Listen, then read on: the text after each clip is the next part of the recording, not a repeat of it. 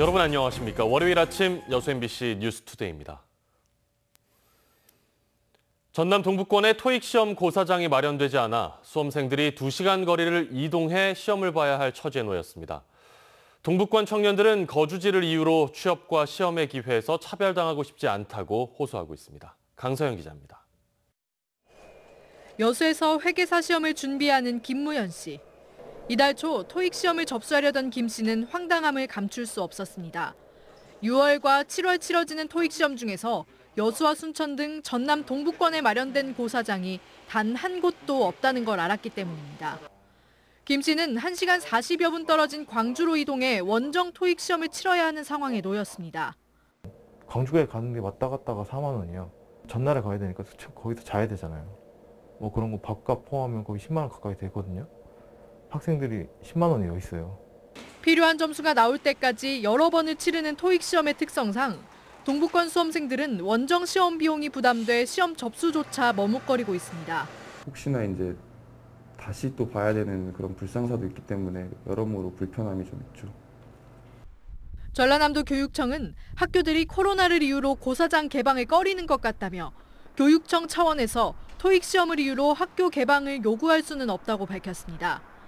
취재가 시작되자 고사장을 알아보고 있다는 답변만을 되풀이하던 YBM 토익 위원회 측은 시험 열흘 전인 지난 17일에서야 뒤늦게 순천의 한 곳에 고사장을 추가했습니다. 그러나 나머지 시험에서는 여전히 고사장이 마련되지 않은 상황입니다. 김 씨는 전남 동부권에 거주한다는 이유만으로 취업과 시험의 기회에서 차별당하고 싶지 않다고 호소했습니다.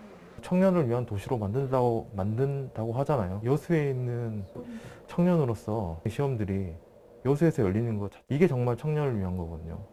MBC 뉴스 강서영입니다. 광주의 고등학생들이 학동 재개발 사업 과정에서 발생한 붕괴 참사에 대해 엄정한 조사와 방지 대책을 촉구했습니다. 광주 고교학생회는 과도한 개발주의와 무리한 비용 절감 시도가 이번 참사의 직간접적인 원인이 됐다며 사고와 관련한 모든 의혹과 원인을 투명하게 밝히라고 주장했습니다. 또 학생들이 주변의 위협으로부터 안전한 생활을 영위할 수 있도록 구체적인 대책 마련을 요구했습니다. 여수 광양항의 효율적인 선박 입출항 관리를 위해 새로운 시스템이 구축됩니다. 전라남도는 과학기술정보통신부 공모사업에 선정됨에 따라 올 연말까지 빅데이터와 인공지능 기술을 활용한 새로운 선박 입출항 시스템을 개발할 예정이라고 밝혔습니다. 해당 시스템은 선박의 위치와 스케줄 정보를 바탕으로 최적의 운항 경로와 최단 대기 시간 등을 파악할 수 있는 기술로 체선율 감소와 운영비 절감에 도움이 될 것으로 예상됩니다. 여수시의 6번째 자체 제작 웹드라마 윤슬이 공개 하루 만에 유튜브 조회수 4만을 돌파했습니다. 여수시는 최근 관내 주요 관광지에서 촬영 제작한 5부작 웹드라마 윤슬의 시사회를 갖고 곧바로 공개했는데 하루 만에 유튜브 조회수가 4만 건을 넘었습니다. 여수시는 지금까지 6차례 자체 제작한 웹드라마가 주요 관광지의 이미지를 객관화시켜 관광 브랜드 가치를 높이고 있다며 새로운 소재와 다양한 제작 방식을 통해 여수를 웹드라마의 메카로 만들겠다고 밝혔습니다. 이순신 장군의 명량 대첩지죠. 해남과 진도 사이에 있는 울돌목에 해상 케이블카가 오는 9월쯤 운영에 들어갈 전망입니다. 김윤 기자입니다. 국내에서 물살이 가장 빠른 울돌목에 해상 케이블카 로프가 설치됐습니다.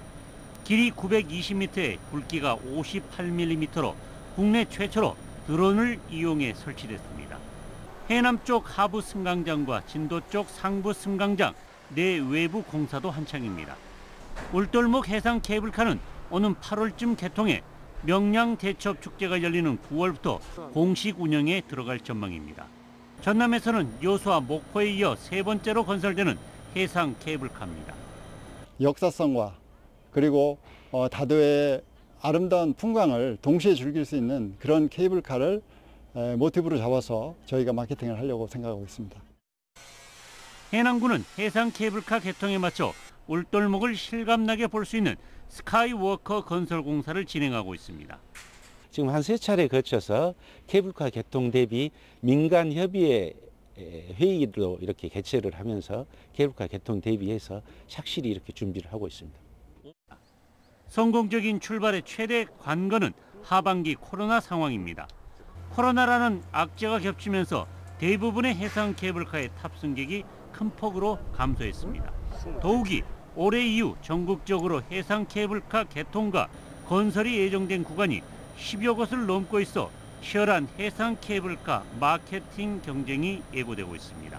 MBC 뉴스 김윤입니다.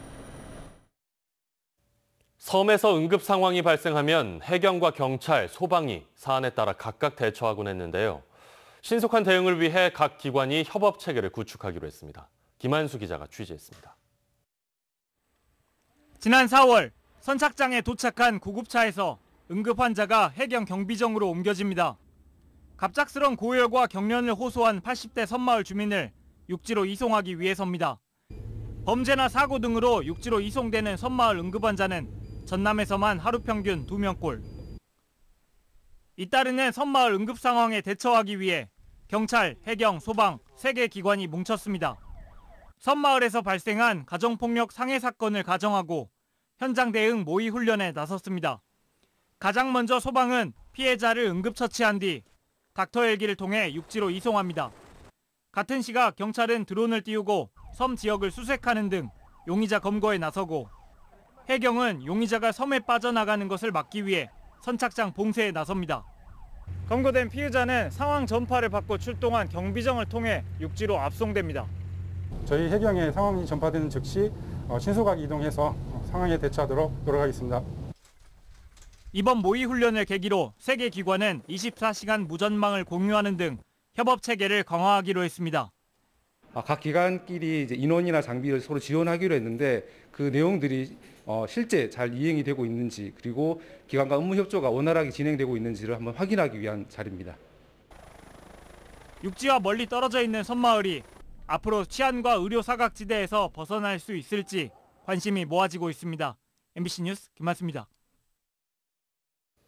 김부겸 국무총리가 백신 접종이 이뤄지는 한산도함을 방문했습니다. 김부겸 국무총리와 김영록 전남도지사는 전남의 섬 지역 주민들을 대상으로 백신 접종이 이뤄지고 있는 한산도함을 방문해 질병청과 해군 관계자들을 격려했습니다.